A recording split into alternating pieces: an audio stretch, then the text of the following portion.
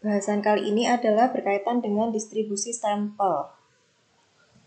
Jadi kalau teman-teman masih ingat, di dalam statistik kita belajar ada dua jenis statistik, ada statistik deskriptif dan statistik inferensial.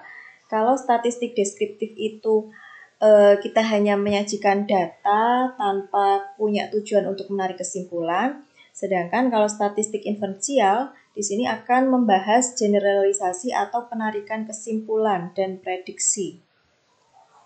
Misalnya di sini contoh yang pertama, berdasarkan pendapat beberapa orang yang diwawancarai di jalan bahwa pada pemilihan mendatang 60% dari para pemilih di Jakarta akan memilih calon tertentu.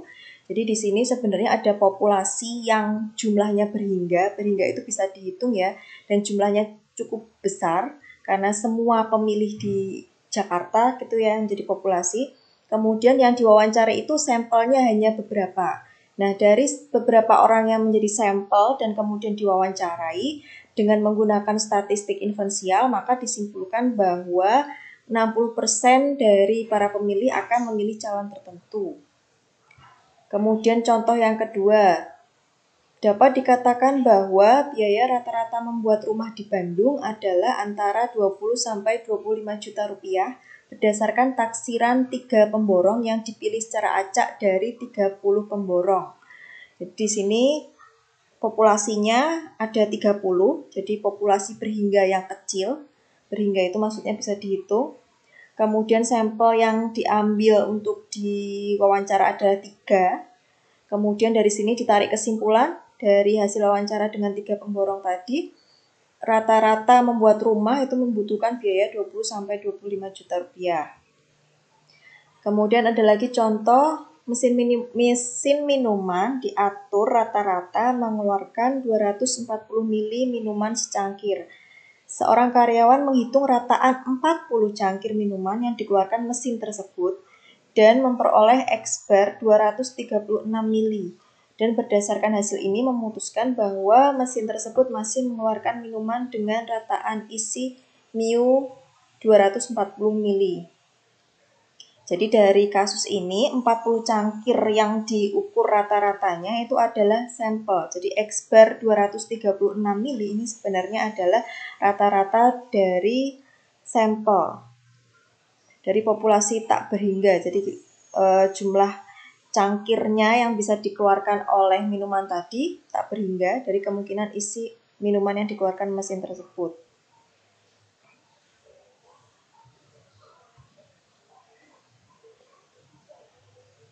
Nah, di sini ada istilah sensus. Sensus itu lawannya dari sampling ya.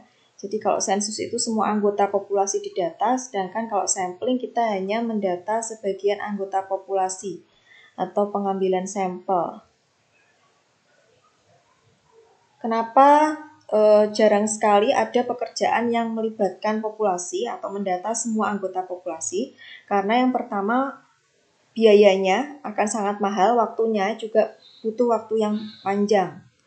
Kemudian yang kedua, bisa jadi populasi akan menjadi rusak atau habis jika disensus. Sampel yang baik itu adalah sampel yang representatif. Nah, di dalam sampel ada istilah statistik sampel. Jadi kalau ukuran sampel itu disebut dengan statistik, sedangkan kalau populasi itu disebut dengan parameter. Jadi ini ada beberapa ukuran, rata-rata, selisih 2 rata-rata, standar deviasi, dan seterusnya. Ini simbolnya untuk parameter populasi dan statistik sampel itu beda. Jadi kalau untuk ukurannya rata-rata, kalau yang didata datanya itu adalah populasi, semua anggota populasi, maka di sini menggunakan notasi mu. Sedangkan kalau datanya itu merupakan data sampel, hanya sebagian saja, kita gunakan X-bar. Begitu juga selisih 2 rata-rata. Kalau datanya populasi itu mu1 min mu2, kalau datanya sampel itu X1 bar dikurangi X2 bar. Standar deviasi untuk populasi itu sigma, kalau standar deviasi untuk sampel itu S. Untuk varians juga sama ya, tinggal ditambahkan kuadrat, kemudian proporsi dan selisih 2 proporsi seperti ini. Jadi beda notasinya untuk data populasi atau maupun data sampel. Nah, ini tadi definisi distribusi sampel merupakan distribusi peluang dari suatu statistik. Distribusi sampel dari X bar dengan ukuran sampel N itu berarti suatu distribusi yang bila percobaan dilakukan secara berulang selalu dengan jumlah sampel N akan menghasilkan banyak nilai sampel dengan rata-rata X bar, seperti contoh yang mesin penghasil minuman tadi. Distribusi sampel suatu statistik bergantung pada ukuran populasi, sampel, dan metode pemilihan sampel.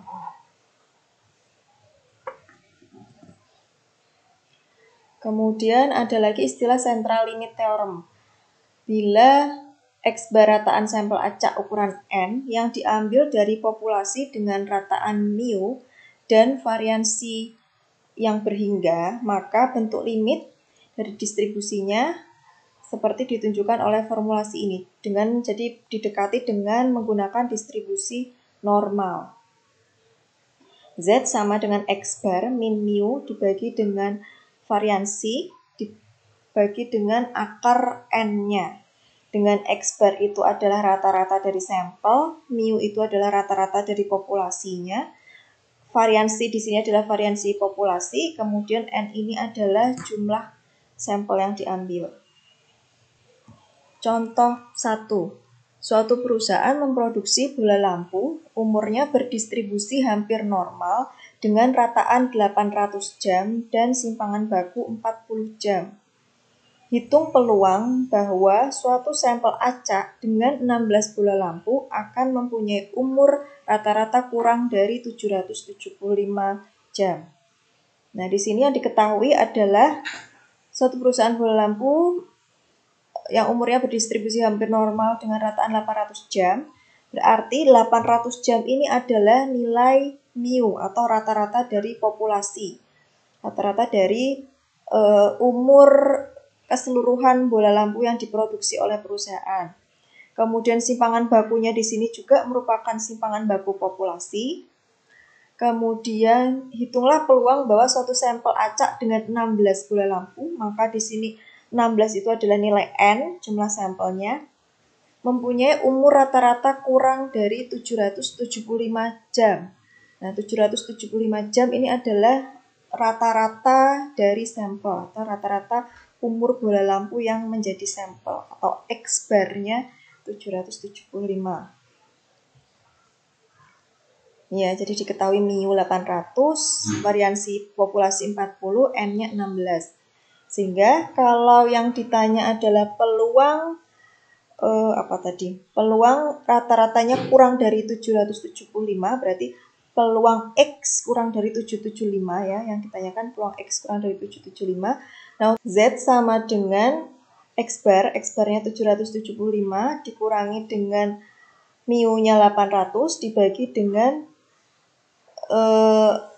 standar deviasinya 40, maaf yang tadi itu bukan variansi ya, tapi standar deviasi. Jadi kalau variansi itu ada kuadratnya, kalau ini standar deviasi ya, nggak ada kuadratnya, dibagi dengan akar N, akar 16. Sehingga hasilnya adalah minus 2,5. Kemudian karena yang ditanya adalah peluang X kurang dari 775, nah peluang X kurang dari 775 ini nilainya sama dengan peluang Z kurang dari minus 2,5. Atau kalau digambarkan di distribusi normal atau kurva normal, kalau misalnya kita gambarkan di sini adalah nilai X-nya ya, X-nya yang kita plotkan adalah nilai X-nya, kemudian ini nilai mu-nya adalah 800 tadi, mu-nya 800, kemudian X-nya 775, berarti ada di sebelah kirinya 800, yang ditanya adalah peluang X kurang dari, berarti di sebelah kiri. Nah, ini kita cari di dalam tabel normal, peluang Z kurang dari minus 2,5 adalah 0,0062.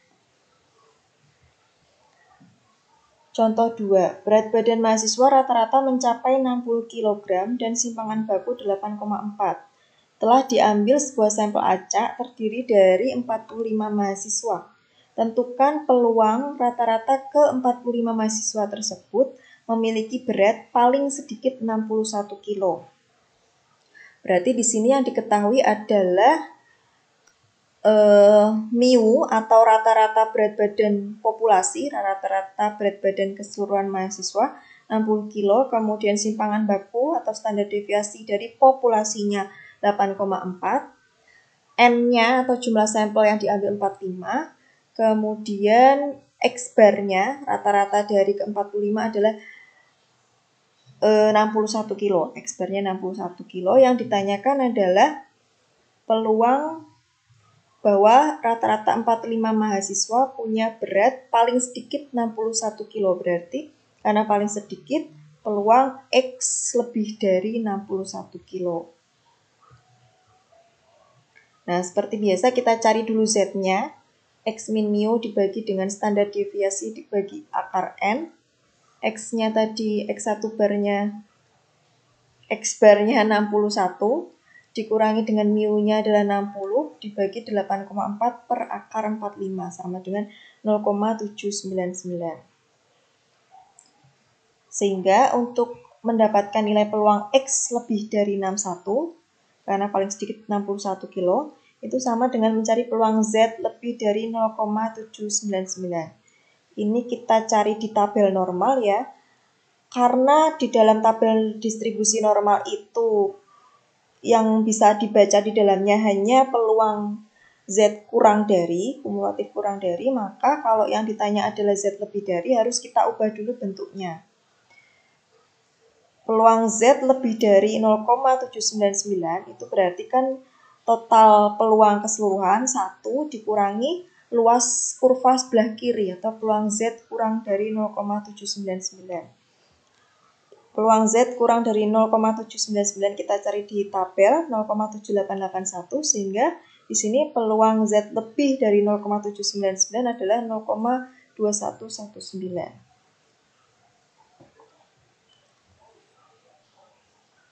Contoh 3, ABC Company memproduksi remote control dengan menggunakan 2 baterai. Rata-rata umur baterai yang digunakan adalah 35 jam. Distribusi umur baterai mendekati distribusi probabilitas normal dengan standar deviasi 5,5 jam. Sebagai bagian dari program pengujian, diambil sampel 25 baterai. Hitung probabilitas umur baterai lebih dari 36 jam. Sehingga di sini yang diketahui adalah nilai mu atau rata-rata populasinya 35 jam, standar deviasi populasinya 5,5 jam, jumlah sampelnya 25, kemudian X-bar-nya adalah 36. Yang dicari, yang diminta adalah peluang X lebih dari 36.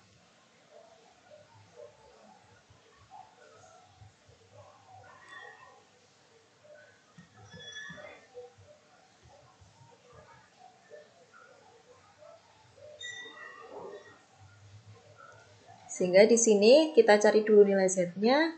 Z-nya adalah 0,91. Nah, kalau kita gambarkan dengan yang kita plotkan di sini misalnya adalah nilai Z-nya ya. Ini mu-nya 0 karena ini distribusi, gambar distribusi normal baku. Mu-nya 0, kemudian Z-nya adalah 0,91, berarti ada di sebelah kanan. Yang ditanya adalah peluang Z lebih dari 0,91. Jadi peluang X lebih besar dari 36 itu kan sama dengan peluang Z lebih dari 0,91. Nah, karena yang ditanya adalah sebelah kanan, sedangkan kalau di tabel normal itu yang bisa dicari peluang yang sebelah kiri, maka peluang sebelah kanan itu adalah total peluang keseluruhan, total luas kurva keseluruhan atau 1, dikurangi dengan luas kurva sebelah kiri atau peluang yang sebelah kiri. Atau 1 dikurangi PZ kurang dari 0,91. PZ kurang dari 0,91 kita cari di tabel adalah 0,8186. Maka di sini nilainya adalah 0,1814 untuk peluang X lebih dari 36.